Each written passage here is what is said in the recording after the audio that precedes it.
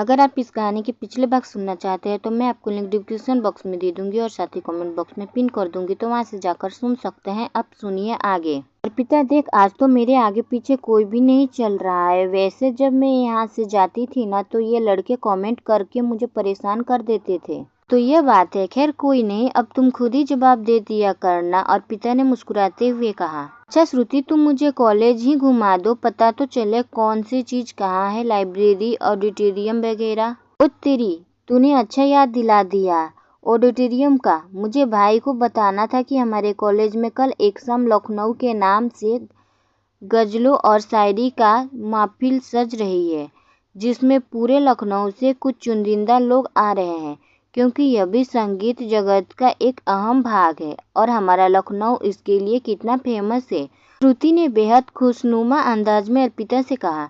इसके चेहरे की खुशी देख अर्पिता उससे पूछती है, लगता है तुम्हारे भाई को संगीत की ये दुनिया बेहद पसंद है। बेहद? अरे पूछो मत कितनी पसंद है। वो गानों में अगर कुछ सुनेंगे तो गजल ही सुनेंगे। बहुत कम ही मैंने उन्हें बॉलीवुड सॉन्ग सुनते देखा है, और कुछ खास मौके पर शोर और शायरी भी करते हैं। टीचिंग उनका पेशा भी है और शौक भी। तो ज्यादा शौक है तुम्हारे भाई के। उनके बारे में इतना सुनकर भी हमारी मन में तुम्हारे भाई से मिलने की इच्छा होने लगी। अब तो तुम्हारे भाई से मिलना ही पड़ेगा। अब जिसकी जितनी तारीफ हो रही है उससे मिलना तो बनता है, अर्पिता ने मुस्कुराते हुए कहा। हाँ हाँ, मिल लेना, कल वो यहाँ आएंगे तब। ये प्रशांत भाई हैं ही ऐसे, एक बार जो उनके बारे में सुन ले मिलने की इच्छा खुद ब खुद होने लगती है, श्रुति ने इतराते हुए कहा। क्या क्या नाम बताया तुमने श्रुति? अर्पिता ने हैरानी से पूछा। प्रशांत, प्रशांत मिश्रा, श्रुति ने मुस्कुराते हुए कहा। प्रशांत? कहीं ये वही तो नहीं, किरण के कॉलेज की लाइब्रेरी वाले? अब ज्यादा पूछेंगी तो कहीं यही ना हमसे प्रश्न पर प्रश्न करने लग जाए।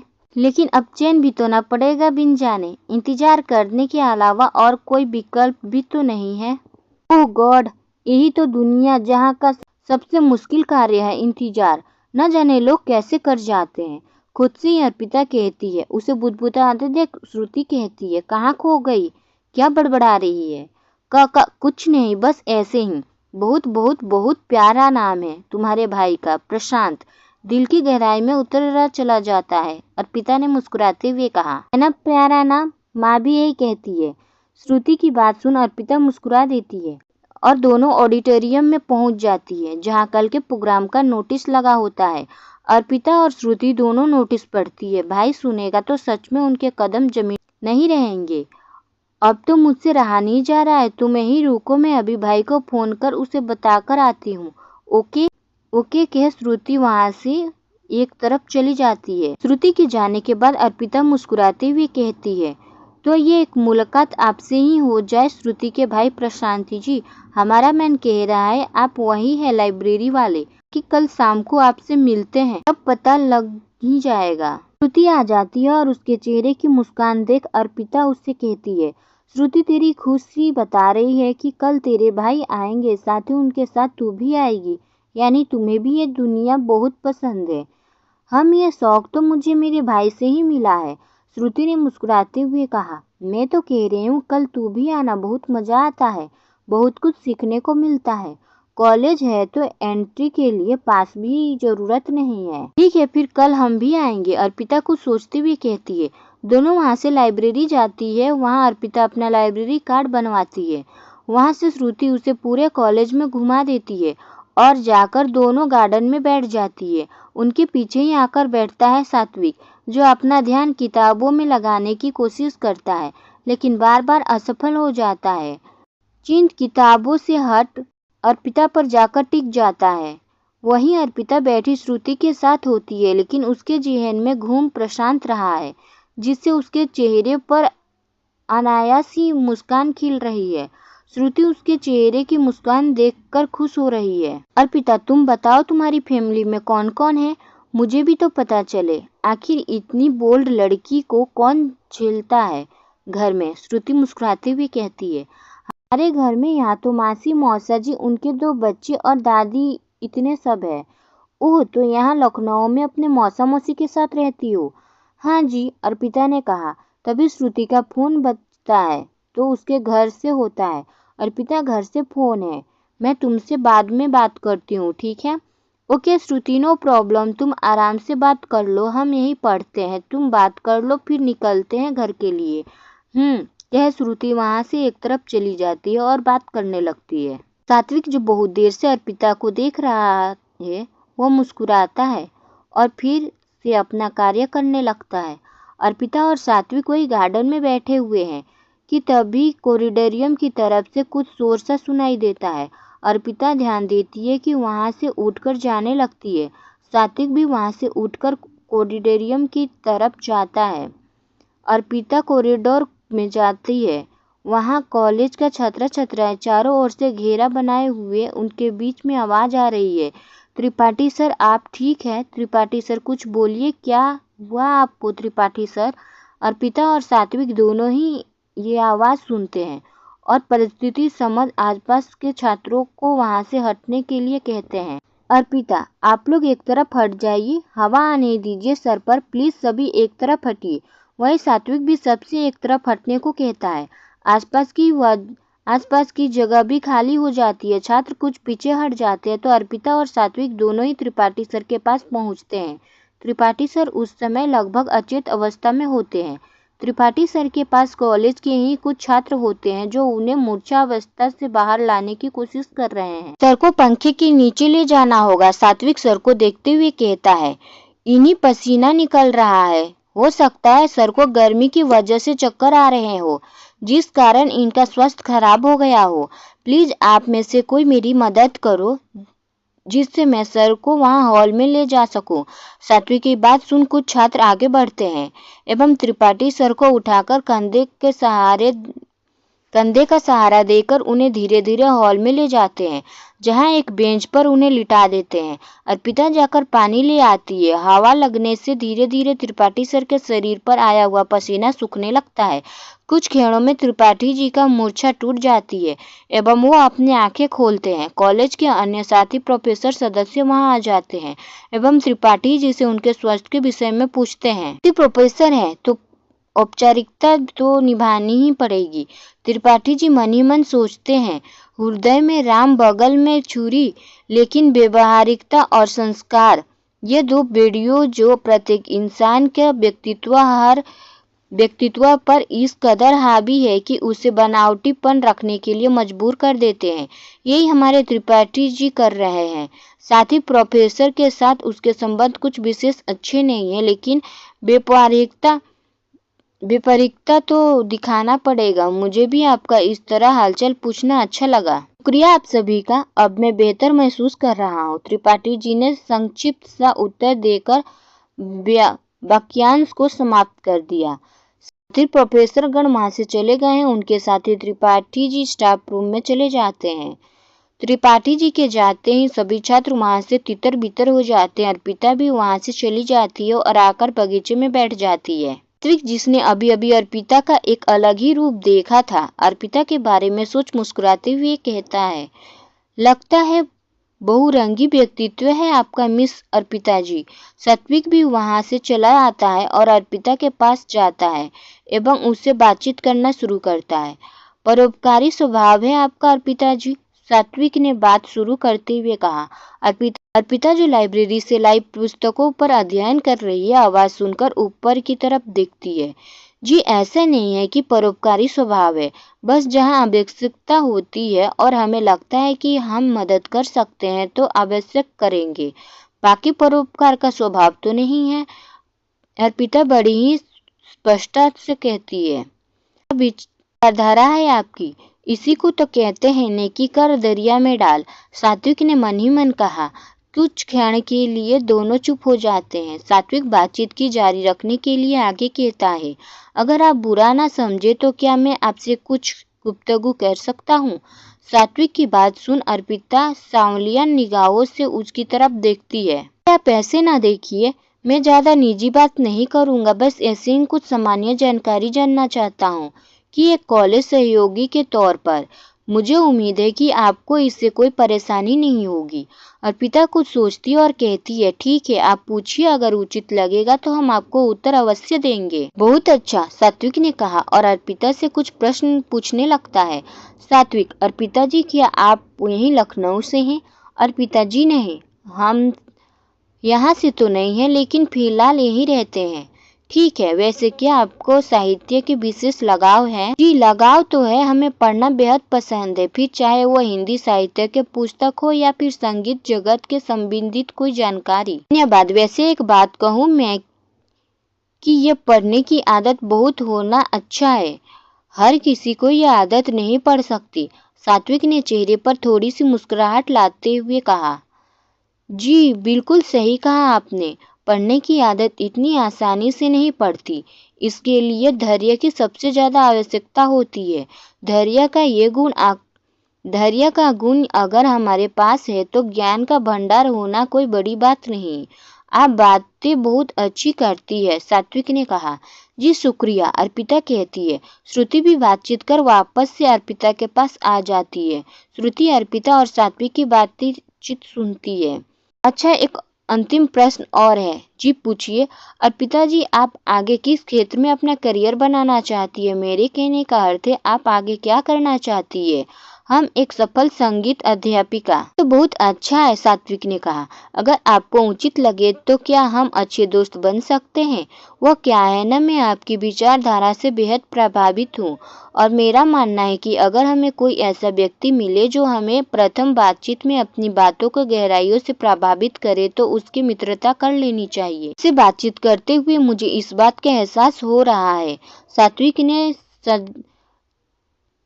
सात्विक ने संजीदगी से अपने मन की बात कही, जिसे सुन अर्पिता मुस्कुराते हुए कहती है, ठीक है, हमें आपसे मित्रता करने से कोई गुरेज नहीं है, लेकिन हमारी भी एक आदत है।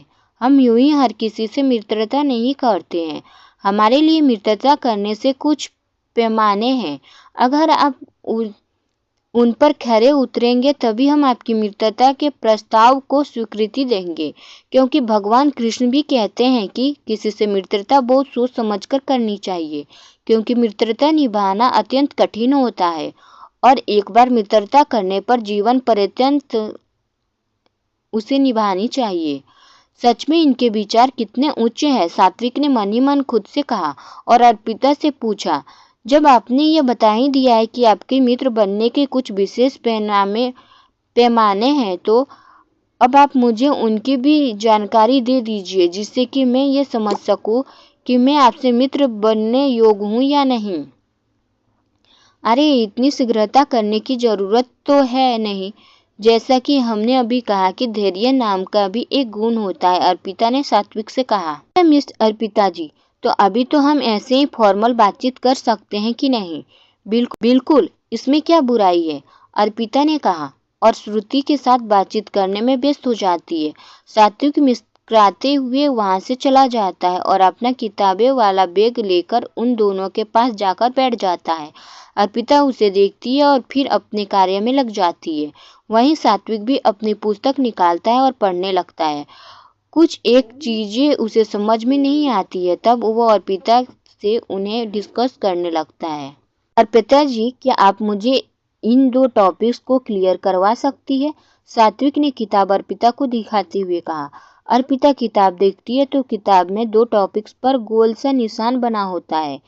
यही वाले ना जो गोल गोल है? अर्पिता ने पूछा। जी ठीक है, हम बताते हैं, अर्पिता कहती है और सात्विक को टॉपिक क्लियर करा देती है। सात्विक ध्यान से उसे समझता है और उसके टॉपिक क्लियर हो जाते हैं। धन्यवाद अर्पिता जी, आपने बहुत ही सरल तरीके से बताया, अब समझ में आ चुका है। अच्छी बात है, अर्पिता कहती है। श्रुति अर्पिता और सात्विक की बातचीत बड़े ही ध्यान से बातचीत सुनती है एवं सात्विक से पूछे गए टॉपिक्स को देखती है जो उसके भी क्लियर नहीं हुए होते हैं, उसे भी सरलता से समझ आ जाते हैं। हे सात्विक, thank you for asking this question. ये तो मेरे भी क्लियर नहीं थे, आज आपकी वजह से क्लियर हो गए। ओ माय गॉड, इसे कहते हैं चिराग तले अंधेरा, सात्विक छूटते ही कहता है। इस उनसे बात इस तरह कह रही होती है कि अर्पिता और श्रुति दोनों ही की हंसी छूट जाती है। सही कहा सात्विक आपने। इसी बात पर आज से हम फ्रेंड्स। बोलो मंजूर है? श्रुति ने हाथ आगे बढ़ाते हुए कहा। हाँ हाँ, क्यों नहीं।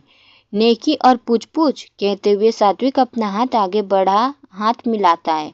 गुड, तो फिर आज हम आपको इस नई नई दोस्ती की खुशी में कुछ मीठा खिलाते हैं, है श्रुति ने एक्साइटमेंट होकर कहा और अपने बैग में से 5-5 रुपए की 2 5 स्टार चॉकलेट निकाल लेती है। मेरी फेवरेट 5 स्टार चॉकलेट, इसे खाओ और 5 स्टार का मजा लो, श्रुति मुस्कुराते हुए कहती है। Oh really, it's your favourite, तो फिर जरूर स्वाद लेना चाहिए, सात्विक ने कहा और चॉकलेट हाथ में ले लेता है।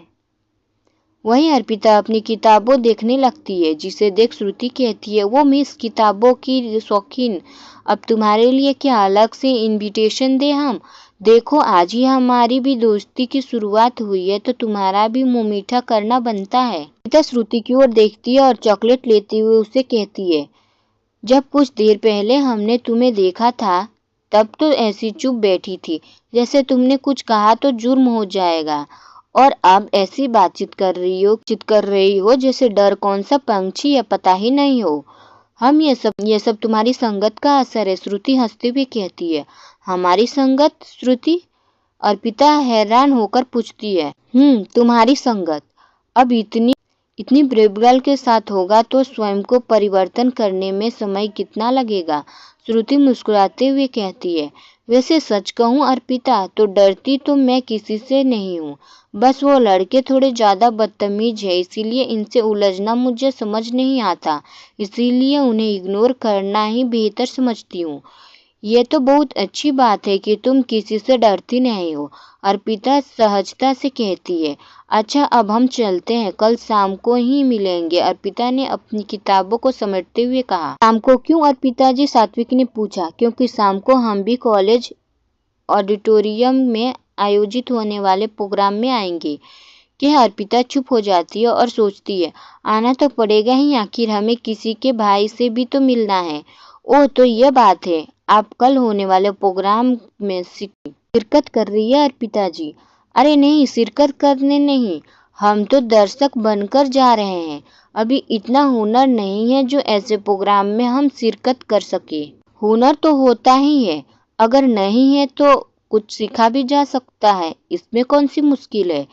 जी सही कहा सात्विक जी आपने, सीखा जा सकता है, लेकिन यह गजल लिखना, शायराना अंदाज रखना हर किसी का बस की बात नहीं है, और हम समझते हैं कि यह ऐसे हुनर है जिन्हें सीखा नहीं जा सकता, यह तो कुदरती तौर पर हुनर के रूप में गॉड गिफ्ट होते हैं।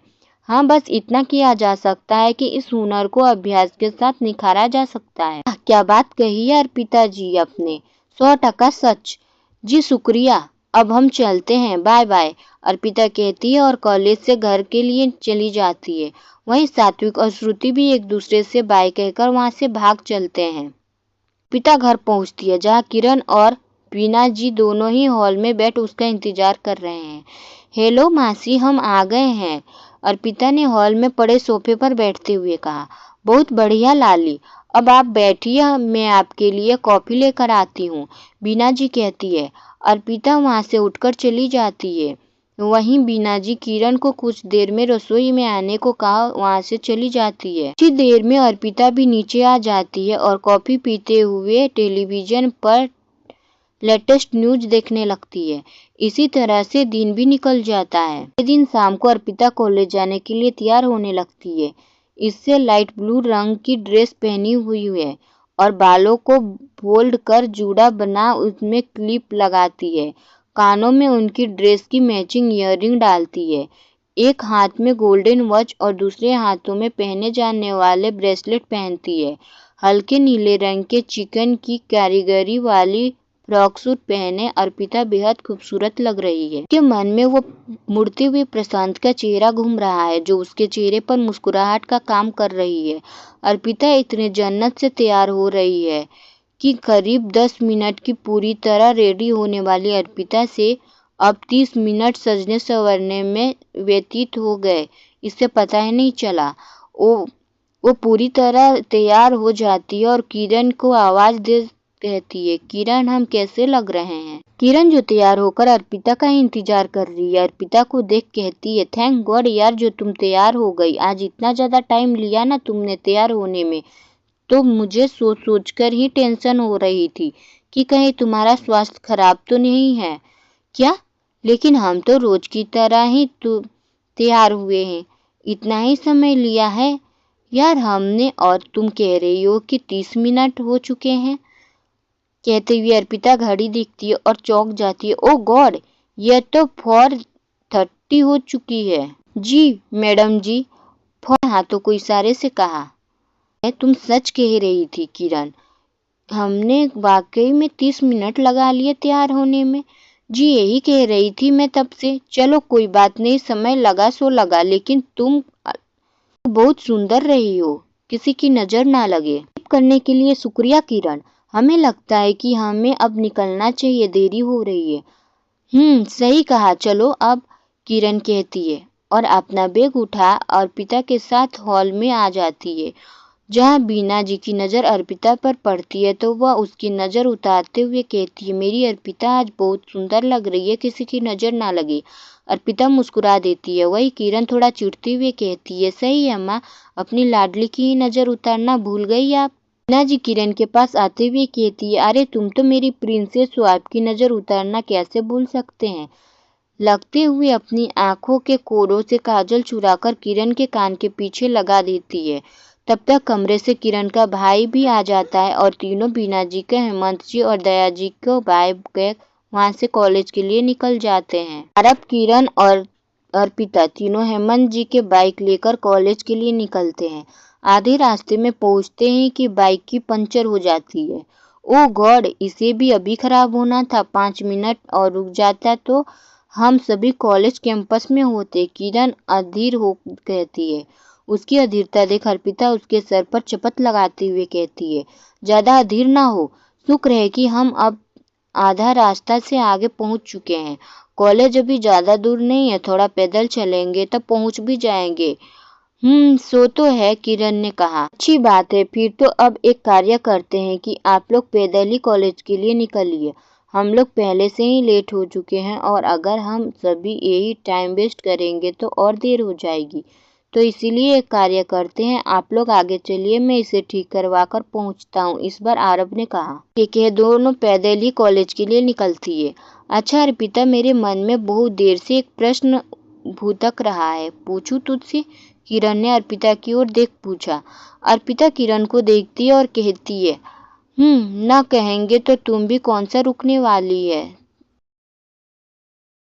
होगी तो फिर भी इससे अच्छा है कि तुम पूछ ही लो, अर्पिता किरण से कहती है और सामने देखने लगती है। किरण, वैसे मैं तुम्हें लगभग बचपन से ही जानती हूँ, मैंने तुम्हें कभी गीत गजल शायरी ये सभी पढ़ते सुनते नहीं देखा, और आज तुम ऐसे फंक्शन में जा रही हो, मैं तो कल से ही ये सोच कर हैरान हो रही हूँ।